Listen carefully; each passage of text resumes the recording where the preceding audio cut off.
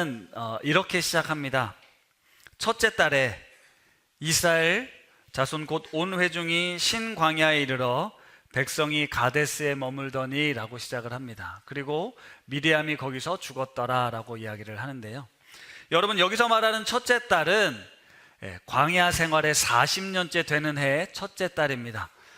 다시 말하면 이제 지난주를 끝으로 해가지고 38년이 훅 넘어왔어요. 38년 동안에 있었던 일들이 자세하게 기록되어 있지는 않지만 40년 첫째 달이 되었다라는 건 이제 광야 생활이 마무리되어 가고 있는 시기다라는 뜻입니다. 그리고 가데스라는 지역은 어떤 곳이냐면, 기억하시겠지만 38년 전에 정탐꾼들이 가나안 땅을 정탐하고 와서 이 땅 우리가 가면 다 죽습니다, 이렇게 부정적인 보고를 했던 곳입니다. 그래서 하나님께서 이 백성들을 다시 광야로 돌려보내셔서 내가 40일간을 정탐한 것처럼 40년간을 광야에서 방황하게 될 거다라고 말씀을 하시죠. 그렇게 40년이 지나서 오늘 이 자리에 선 겁니다. 광야 생활은 물론 하나님과 함께 동행하는 시간이었지만, 날마다 만나와 메추라기로 먹을 것은 있었지만 광야에서 삶이 얼마나 신나고 즐거웠겠습니까? 사실 이스라엘 백성이 그토록 기다렸던 건 가나안 땅에 입성하는 거였어요. 가나안 땅에 정착해서 사는 거였는데 척박한 광야에서 지내는 게 쉽지 않았을 겁니다. 그런데 이제 약속한 40년이 다 되었고요, 광야 1세대 불순종했던 우리 부모 세대도 다 죽었고, 이제 새로운 사람들, 물갈이가 싹 된 거예요. 새로운 사람들과 함께 약속하신 가나안 땅에 이제 곧 들어가게 되었습니다. 그런데 정말 설레고 기대될 수 있었던 그런 순간에 우리가 오늘 본문에서 마주한 이스라엘 백성의 현실은 너무나 절망적이고, 진짜 너무 한심합니다. 회중이 물이 없다고 또 모세와 아론에게 찾아와서 비난하고, 우리가 여기 다른 형제들처럼 광야에서 죽었을 게 낫겠다 이렇게 원망합니다. 40년이 지났거든요. 40년간 날마다 광야 생활을 통해서 하나님이 우리를 먹이신다, 입히신다, 이끄신다라는 걸 그렇게 훈련했는데 물이 없으니까 우리 원망하고 이렇게 죽일 거냐라고 따지는 거예요. 근데 무서운 건 40년 전에 했던 내용과 똑같다라는 거예요. 출애굽기 17장에 보면 신광야 르비딤이라는 곳에 백성들이 장막을 치는데요, 거기에 물이 없었습니다. 백성들이 물이 없으니까 목이 말라서 모세를 찾아와서 물을 달라고 원망을 해요. 하나님께서 당시에 모세에게 이 지팡이를 들고 반석을 쳐라, 그러면 거기서 물이 나올 거다라고 해서 물을 우리 백성들에게 먹였습니다. 그곳 지명의 이름도 무리바라고 불렀거든요. 오늘 40년이 지나서 가데스라는 지역에 이곳의 이름이 또다시 무리바가 되었습니다. 출애굽기 17장 7절 말씀인데요, 한번 같이 읽어볼까요? 시작.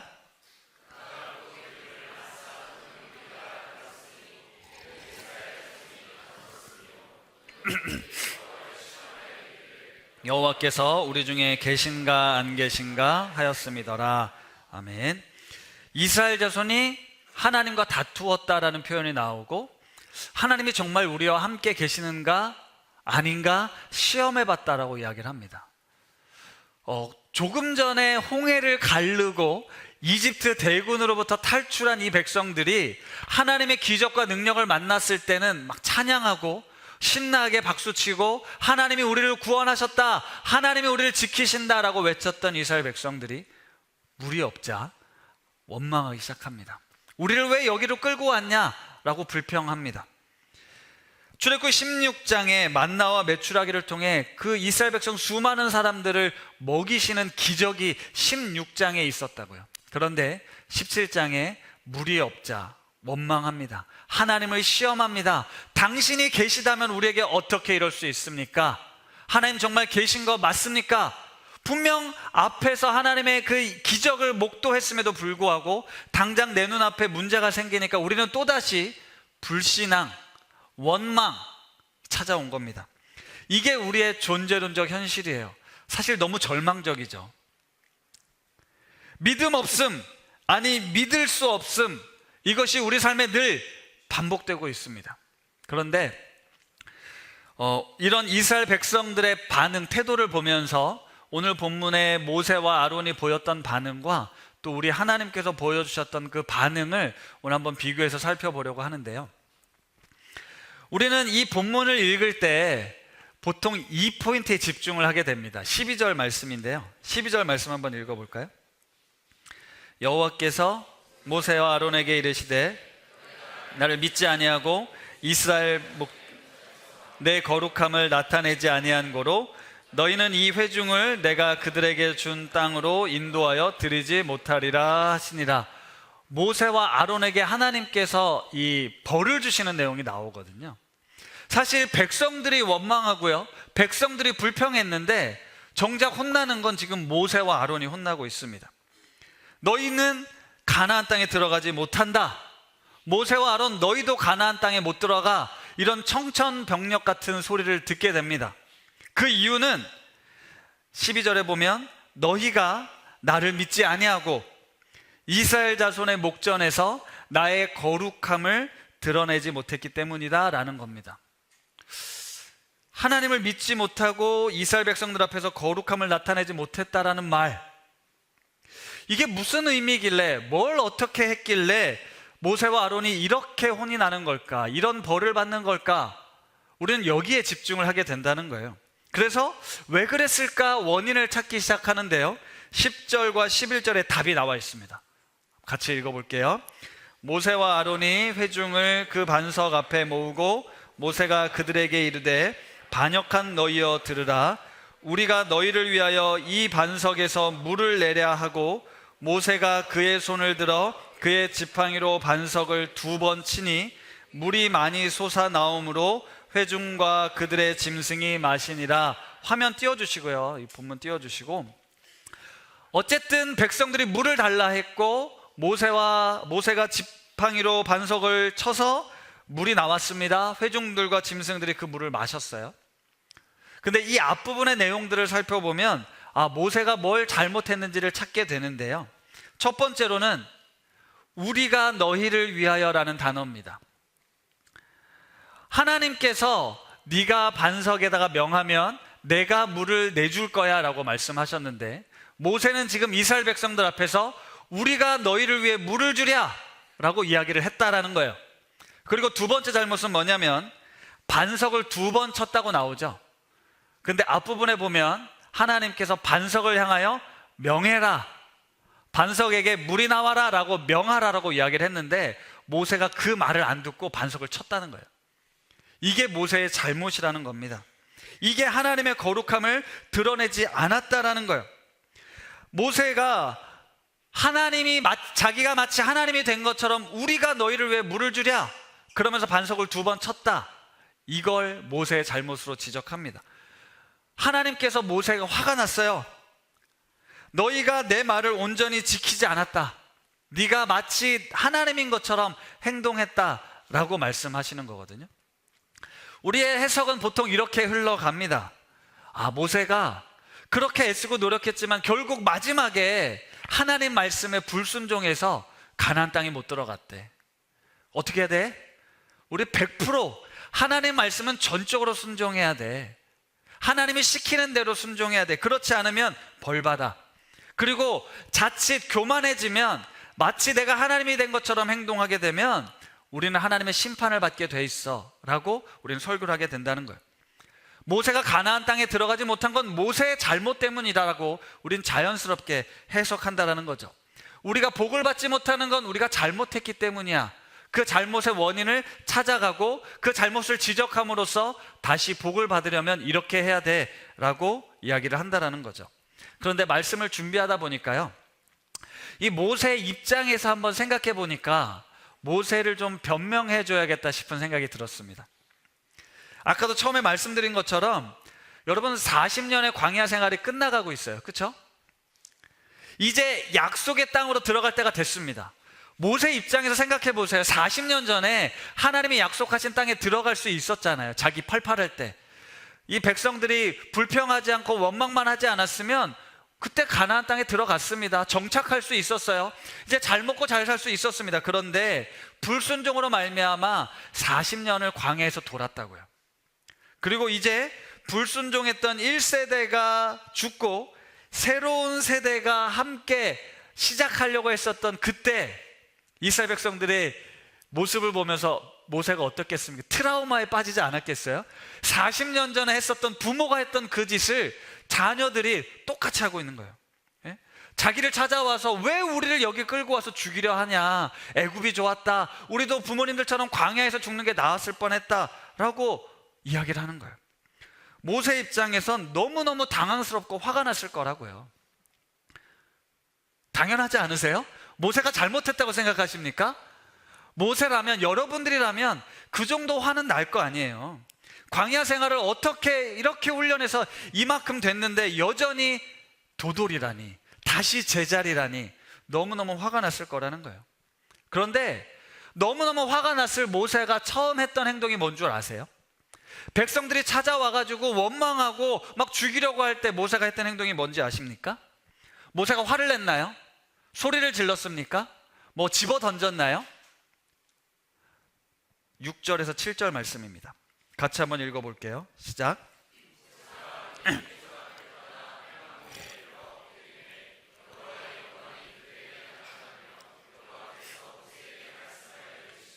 예, 여러분, 모세가 지금 하는 행동은요, 회중 앞을, 이 분노한 회중 앞을 떠나서 회막으로 나아갔어요. 하나님 앞에 나아갔다는 거예요.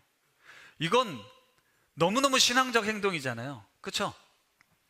화가 나는 순간, 분노가 치밀어 오르는 그 순간 그는 하나님 앞으로 나아갔습니다. 하나님을 바라봤어요. 우리가 계속 찬양으로 고백했지만 하나님을 바라보고 하나님의 음성을 들었습니다. 우리가 늘 이야기하는 게 뭐예요? 살면서 억울한 일 당할 때, 화가 나는 일이 생길 때 어떻게 하라고 합니까? 화내지 말고 하나님 앞에 나아가라고 하잖아요. 기도하라고 하잖아요. 주님을 바라보라고 하잖아요. 주님이 말씀하심에 그 말씀에 귀 기울이라고 하잖아요. 모세가 지금 그렇게 했다고요. 모세는 지금 이 억울하고 화가 나는 순간 하나님 앞에 나아가 그분을 바라보고 하나님이 친히 모세를 찾아오셔서 모세에게 말씀하셨습니다. 이건 너무너무 신앙적으로 칭찬받아 마땅한 행동이었다고요. 모세는 하나님의 말씀을 듣고요, 지팡이를 들고 회중들을 반석 앞으로 모았습니다. 여기까지도 하나님 말씀대로 했어요. 모세는 하나님 말씀대로 시키는 대로 했다고요. 그리고 나서 뭐라고 얘기를 하냐면 반역한 너희여 들으라 라고 말씀합니다. 반역한 너희여 들으라의 이 말에 화가 좀 났겠죠. 감정이 묻어났을 겁니다. 그렇지 않겠습니까? 너무너무 속상했을 테니까요. 거기에 화가 나는 감정이 실렸을 텐데 제 생각엔 분노가 가득 차서 이 반역한 너희여 들어라 라고 하지 않고 조금 전에 제가 침착하게 얘기했던 것처럼 최대한 감정을 억누르고, 분노의 감정을 억누르고 반역한 너희여 들어라 라고 얘기했을 거라고요. 백성들이 뭐 눈치를 챘을 수는 있겠지만, 그런데 대부분의 해석은 모세가 화가 나서 소리를 질렀을 거라고 설명합니다. 그리고 우리가 너희를 위해서 물을 내랴 라고 말했습니다. 근데 이거 어떻게 따져보면 이것도 그렇게 크게 문제되지 않을 것 같아요. 왜냐하면 백성들이 물이 없어서 원망하러 모세와 아론을 찾아오잖아요. 근데 사실 백성들은 알았죠. 모세가 아니라 하나님께 원망하는 거라는 걸요. 그렇잖아요. 모세와 아론, 하나님이 보이지 않으니까 모세와 아론 앞에서 원망을 쏟아낸 겁니다. 그러니까 모세가 우리가 너희를 위해 물을 내랴 라고 말했다고 해서 백성들이 모세가 우리에게 물을 내줬네 라고 믿겠습니까? 결국 하나님께서 주신 것이라고 생각했을 거라고요.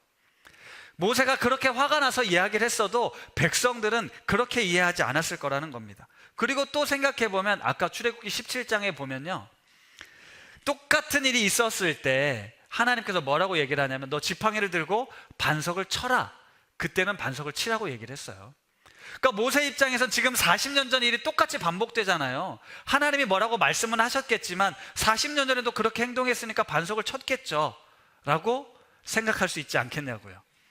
모세가 화가 나가지고 하나님이 반석에게 명하라, 말해라 했는데 설마 그거 무시하고 일부러 반석을 2번을 쳤겠습니까?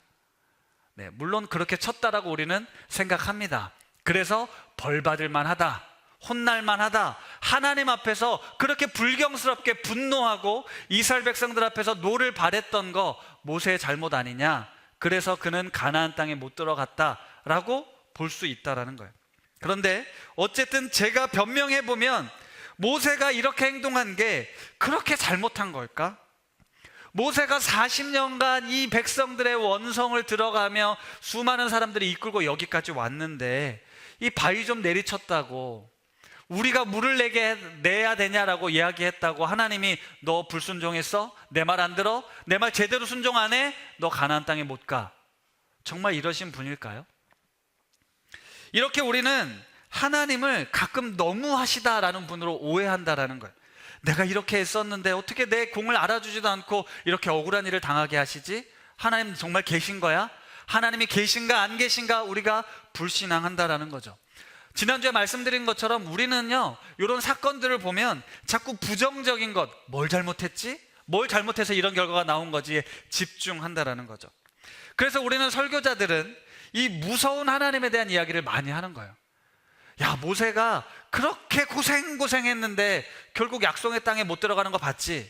어떻게 해야겠어? 하나님이 뭐라고 말씀하시는지 잘 듣고 그대로 꼭 지켜야 돼. 절대 순종, 불순종하면 안 돼. 벌받아, 지옥 가. 말 안 들으면 혼나고 벌받고 심판을 받는다는 두려운 이야기를 함으로써 예배 잘 드리게 하고 헌금 잘하게 하고 봉사 열심히 하게 하는 그런 하나님으로 만들었다고요. 여러분, 그런 하나님이시라면 도대체 왜 믿으시는 거예요? 그런 하나님? 내가 열심히 신앙생활 하는데, 열심히 살려고 하는데 조금만 잘못하면 너 가나안에 못 와, 너 천국 못 온다 라는 분이라면 그런 하나님을 우리가 왜 믿어야 할까요? 사실 우리는 이 본문을 통해서 이 모세가 뭘 잘못했는지에 집중한다고요. 아, 그래서 그런 거였구나 라고 생각한다니까요. 모세가 하나님의 거룩함을 드러내지 못했기 때문에 벌 받는구나. 아, 나도 거룩함을 드러낼 수 있도록, 드러내지 못하는 행동하지 말아야지, 늘 조마조마하며 불안해하며 살게끔 만든다고요. 사실 오늘 이 말씀은 그런 하나님을 묘사하기 위한 말씀이 절대 아닙니다. 정말 오늘 이 말씀은요, 하나님의 자비로우심과 하나님의 은혜를 드러내는 본문이라고요. 우리가 하나님을 오해해서는 안 됩니다. 우리 하나님이 어떤 분이신가, 이 민수기 20장에서 우리는 은혜롭고 자비롭고 노하기를 더디하시는 그 하나님을 만나야 돼요. 저는 하나님의 거룩하심을 사랑이라고 생각합니다. 하나님의 거룩하심, 하나님의 차별, 하나님의 구별됨은 뭐냐? 사랑이에요. 인간의 사랑과 완전히 다른 사랑. 부모와 자식 간의 사랑도 아니고요, 연인 간의 사랑도 아닙니다. 하나님의 사랑은 원수까지도 사랑하는 사랑이고, 우리가 죄인 되었을 때 자기 목숨을 내어주시는 사랑이에요. 하나님의 그 사랑이 하나님의 거룩하심을 나타낸다고요.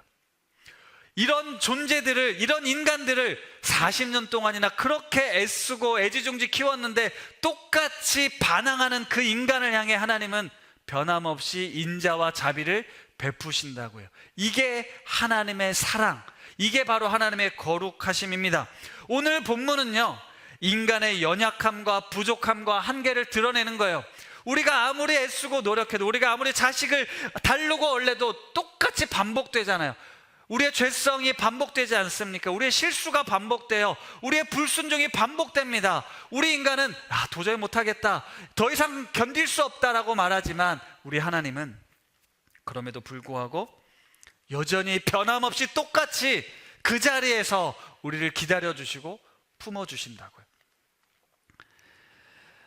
여러분, 이 오늘 본문의 이스라엘 백성들, 출애굽 2세대가 이 40년 전에 부모들이 했었던 것처럼 똑같이 원망할 때 모세와 아론이 너무너무 실망했잖아요. 하나님은 실망 안 하셨을까요? 하나님은 그럴 줄 알았어 라고 하셨을까요? 제 생각엔 하나님도 기대함이 있었을 겁니다. 이렇게까지 하면 내가 매일같이 너희를 만나와 메추라기로 먹이고 내가 광야에서 너희를 지키고 인도하였다는 걸 봤으면 이제는 나를 믿을 법하다라고 생각했을 겁니다. 그런데 그들은 그러지 못했어요. 하나님도 너무너무 실망했을 겁니다. 그럴 때 하나님께서 야, 40년을 이렇게 훈련시켰는데 또다시 원점이라니. 그만하자. 애썼다. 니네한텐 진짜 소망이 없구나. 정말 소망이 없구나.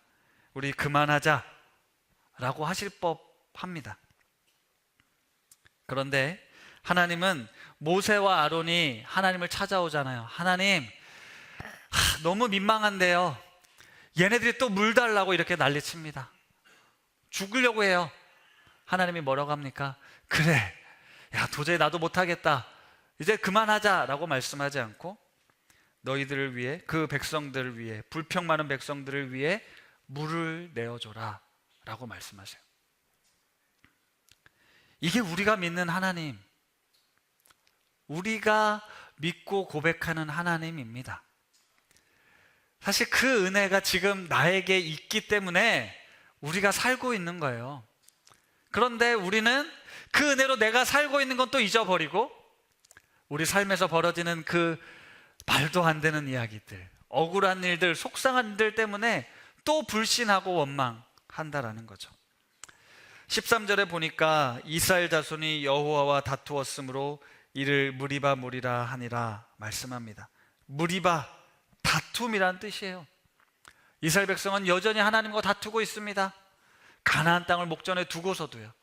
가나안 땅에 가서도 여전히 하나님과 다툴지 모릅니다. 그러나 하나님은 이 사건을 통해서 니들이 아무리 그래봐야 내가 너희를 향한 사랑은 변하지 않아. 너희를 구원할 나의 계획은 바뀌지 않아. 나는 너희를 반드시 인도하여 갈 거야. 너희를 반드시 회복시킬 거야. 거룩한 백성 삼으실 거야 라고 우리 주님께서 말씀하신다는 겁니다.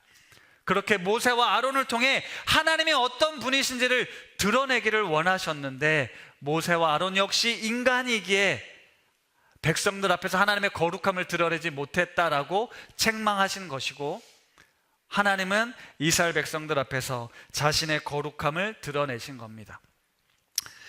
그리고요, 이 사건을 통해서 하나님이 이런 결심을 하신 것 같아요. 모세와 아론, 너희는 가나안에 들어가면 안 되겠다. 너희들은 여기까지인 것 같다. 너희들을 위해서라도 여기서 멈추도록 해야겠다. 만약 너희가 지금 이 상태로 가나안에 들어가면 니들의 몸과 영혼이 망가질 수 있겠구나 라고 하나님은 생각하셨습니다. 왜냐하면 모세와 아론이 대제사장이고 이스라엘의 지도자였지만 그들도 똑같이 연약한 인간이음을 드러냈기 때문이에요. 40년 동안 일어났었던 일들, 그동안 꾹꾹 참아왔지만 사실 그들 마음속에 이스라엘에 대한 불신앙이 있었던 거예요. 하나님 앞에서 하나님, 이 백성은 가망 없습니다 라는 걸 보여준 거예요. 그리고 우리가 너희를 위해 물을 내라라고 이야기했던 건 모세 스스로도 그런 생각이 있었던 거죠. 이 백성의 지도자는 나야. 내가 하나님을 대리해서 내가 너희들을 이만큼 이끌어 왔어라는 그 교만함, 죄에 뿌리는 교만이거든요. 모세에게 그런 모습이 나타난 겁니다. 그래서 우리는 가나안 땅에 못 들어간 걸 벌이라고 생각하겠지만 하나님은 벌 주신 게 아니에요. 그들을 지키기 위해서 그랬던 겁니다. 모세가 얼마나 충성되이 이 백성을 이끌어 왔는지 하나님은 아셨기에 모세가 이 말년에 아주 몹쓸 모습으로 은퇴하게 될까봐, 아주 욕먹으면서 스스로 왕이 되고 우상이 되어서 백성들로부터 그런 칭송을 받고 변질될까 두려워서, 하나님은 인간의 마지막이 그럴까 두려워서 하나님이 보호해 주신 거라고요. 이걸 하나님의 사랑으로 우리가 볼 수 있어야 됩니다. 신명기 3장 25절에서 28절 모세의 회상 장면이 나오는데 한번 읽어볼까요? 시작.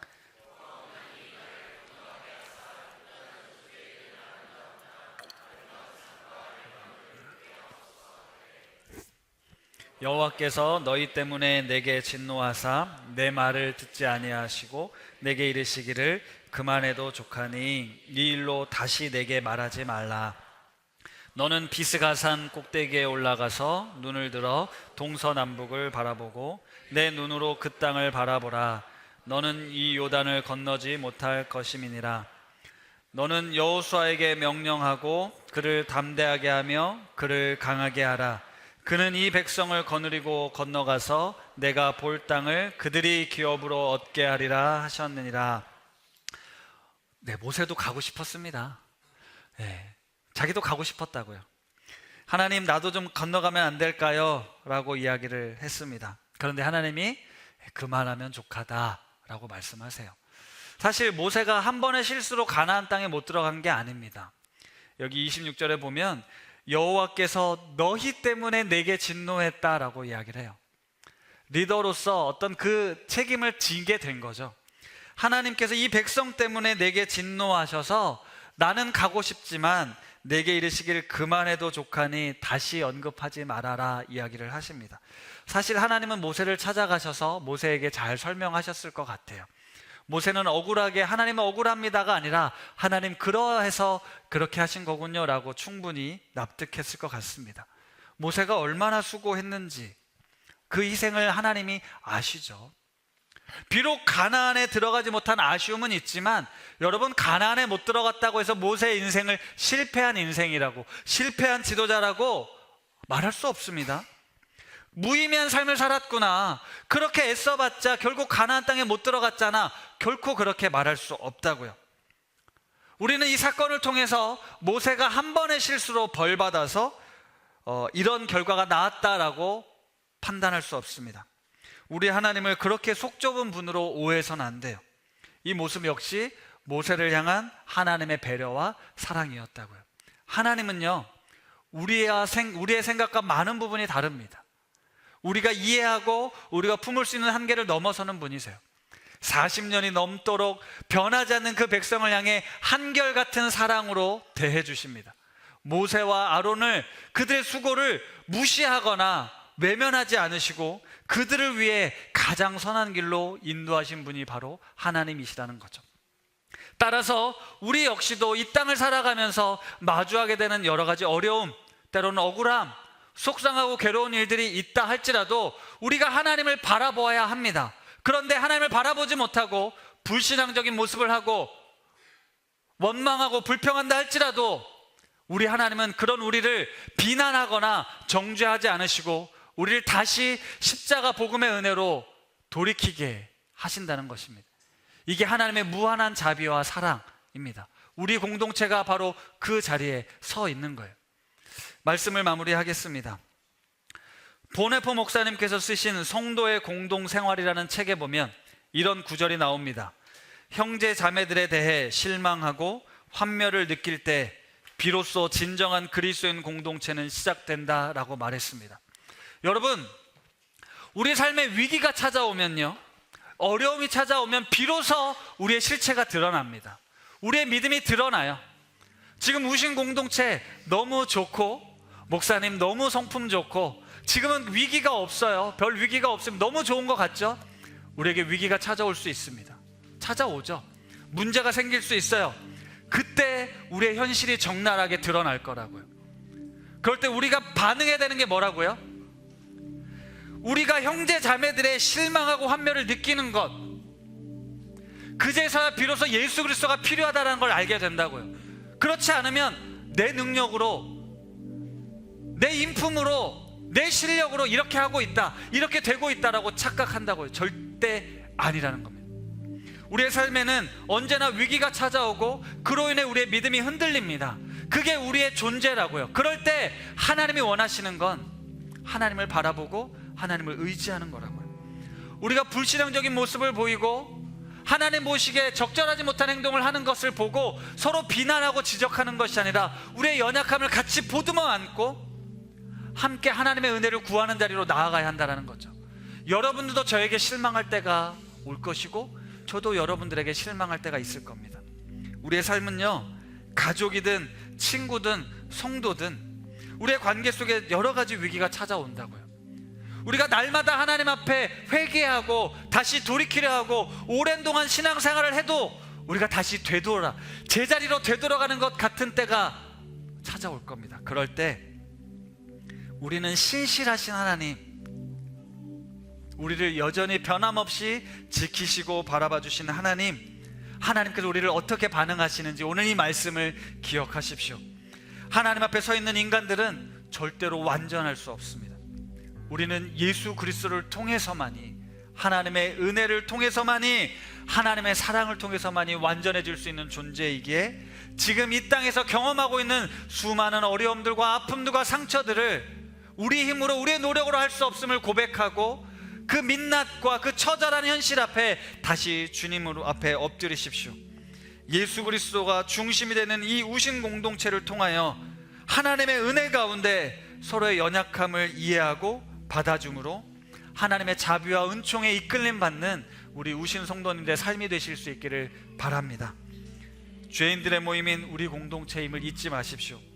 그래서 불평하고 원망하고 짜증나고 화가 나는 일들이 있을 겁니다. 그럴 때 신실하신 하나님께서 우리 공동체를 이끌어 가실 것을, 우리를 하나님의 장성한 분량에 이르기까지 자라게 하실 것을 믿음으로 고백하며 하나님의 사랑, 하나님의 은혜를 더욱 붙들고 위기와 어려움을 지혜롭게 해결해가는 우리 우신 가족들 되실 수 있기를 바랍니다. 우리 함께 주 은혜의 인물이라는 이 찬양을 함께 고백하면서 하나님의 은혜 앞에 나아가도록 하겠습니다.